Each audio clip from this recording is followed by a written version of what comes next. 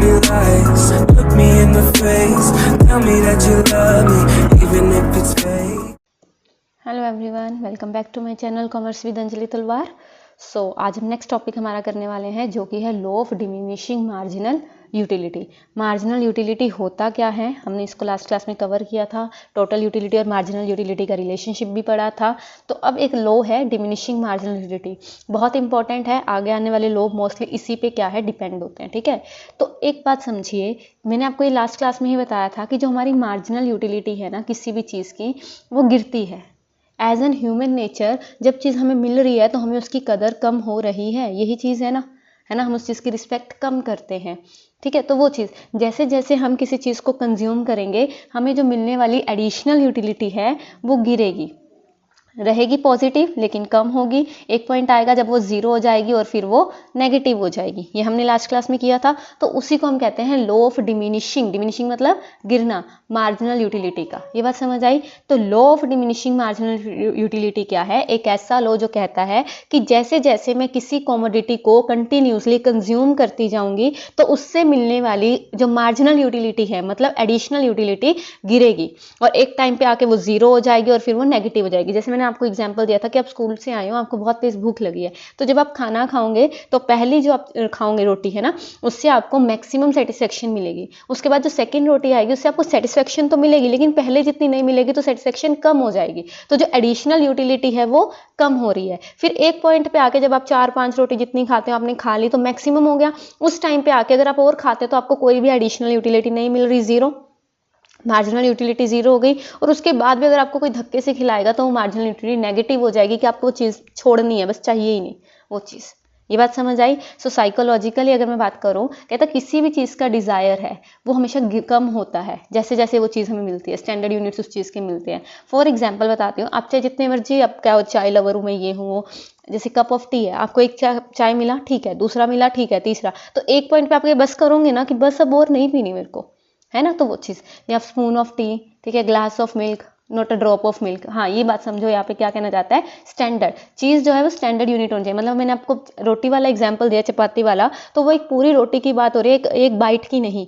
एक बाइट तो खाओगे ऑब्वियसली, सेकंड खाओगे तो अच्छी, मतलब आपको यूटिलिटी मिलेगी, लेकिन यहाँ पे स्टैंडर्ड यूनिट की एक कप ऑफ टी है, एक स्पून ऑफ टी नहीं। अगर स्पून ऑफ टी भी होंगे तो ऑब्वियस ही बात है वो बहुत टाइम पे आपको मार्जिनल यूटिलिटी इंक्रीज होगी, ठीक है। तो ग्लास ऑफ मिल्क है, ड्रॉप ऑफ मिल्क नहीं। तो स्टैंडर्ड यूनिट की बात होगी कि जैसे जैसे एक पर्सन किसी भी कॉमोडिटी के स्टैंडर्ड यूनिट्स को कंटिन्यूसली कंज्यूम करेगा। दो चीजें यहाँ पे ध्यान रखना, स्टैंडर्ड एक तो होने चाहिए यूनिट्स, और एक कंटिन्यूसली। ये नहीं कि एक रोटी शाम को खाई और एक मैं अगले दिन सुबह खा रही हूँ, तो वो तो ऑब्वियसली डिमिनिशिंग नहीं होगा, है ना। तो वो चीज़, so at a point of time, तो वो चीज़ क्या होगी कि हमारे क्या कहलाती है, law of diminishing marginal utility, ठीक है। सो मार्जिनल यूटिलिटी डिमिनिशिंग है। टेबल 1 और फिगर 1 में हमने ऑलरेडी पढ़ा था ऊपर वाली क्लास में। To note that marginal utility जो है 100 से 90, 90 से 80, 80 से 70, 60 हो गई, है ना वो चीज़। सो हर एडिशनल यूनिट ऑफ कमोडिटी जब हम कंज्यूम करेंगे तो मार्जिनल यूटिलिटी गिरेगी। अब हमने ये पढ़ा था, जब तक MU पॉजिटिव है, जब तक MU पॉजिटिव है तब तक TU जो है, हमारी जो TU है वो क्या होगी, इंक्रीज होगी। जब हमारी MU जीरो हो गई, TU मैक्सिमम हो गई, constant.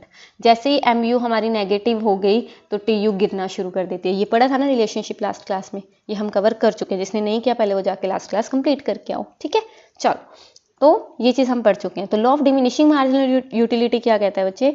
Law of diminishing marginal utility एक फंडामेंटल लॉ है जो ये स्टेट करता है that as more and more standard units, अब यहाँ पे इंपॉर्टेंट क्या है, स्टैंडर्ड यूनिट्स, मतलब a cup of tea not a spoon of tea. बात समझ आई। स्टैंडर्ड यूनिट्स लेंगे किसी कॉमोडिटी के और उनको कंटिन्यूसली कंज्यूम करेंगे, मतलब ये नहीं कि एक सुबह खा ली शाम को खा ली, सुबह ही खा रहे हैं, कंटिन्यूसली कंज्यूम करेंगे तो उससे मिलने वाली जो हर एडिशनल यूनिट से मिलने वाली जो मार्जिनल यूटिलिटी है वो क्या होगी, डिक्लाइन, गिरना शुरू करेगी।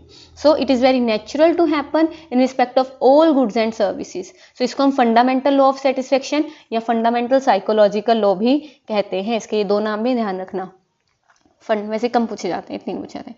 फंडामेंटल लॉ ऑफ सेटिस्फेक्शन या फंडामेंटल साइकोलॉजिकल लॉ। इसकी दो मेन बेसिक एजम्पशंस क्या है, देखो वही सेम। पहले तो स्टैंडर्ड यूनिट वाली कि सिर्फ स्टैंडर्ड यूनिट ऑफ कमोडिटी को कंज्यूम किया, like a cup of tea not a spoon of T. और जो कंजप्शन है वो क्या होगी, हमारी कंटिन्यूस होगी। मतलब ये नहीं कि एक सुबह खा रहे हैं और एक कल टुमारो खा रहे हैं, वो चीज़ नहीं होनी चाहिए। ये बात समझ आई। तो ये क्वेश्चन क्या कहता है, क्वेश्चन में देख लेते हैं। कहता है कैन मार्जिनल यूटिलिटी एवर भी नेगेटिव, क्या नेगेटिव हो सकती है, इसको टेबल और डायग्राम से बताओ। तो इजी है, हाँ मार्जिनल यूटिलिटी नेगेटिव होती है। एक सिचुएशन जब एडिशनल यूनिट खाने से हमें डिससेटिस्फेक्शन होती है सेटिस्फेक्शन की जगह। फॉर एग्जाम्पल किसी चीज़ के मैं 5 यूनिट कंज्यूम कर रही हूँ, पहले से मुझे 10, 5, 0 के बाद नेगेटिव होना शुरू कर देंगे। तो मार्जिनल यूटिलिटी पहले 0 पॉजिटिव, फिर 0, फिर नेगेटिव। अच्छा अगर यहाँ पे मुझे टीयू बनानी हो, कल किया था ना हमने, हाँ कल किया था, टीयू बनानी है तो मैं कैसे बनाऊंगी, जब तक ये 0 है इससे पहले ये पॉजिटिव बनेगी, ये मैक्सिमम बनेगी जहाँ ये 0 है, और फिर जब ये नेगेटिव है ये गिरना शुरू हो गई। किया था ना ये हमने कवर कर लिया था, ठीक है। सो आई होप आपको ये क्लियर हो गया होगा। Law of diminishing marginal utility बहुत इंपॉर्टेंट टॉपिक है, इसको कवर कीजिए। मिलते हैं नेक्स्ट क्लास में। Thank you so much. Tell me pretty lies, look me in the face. Tell me that you love me, even if it's fake.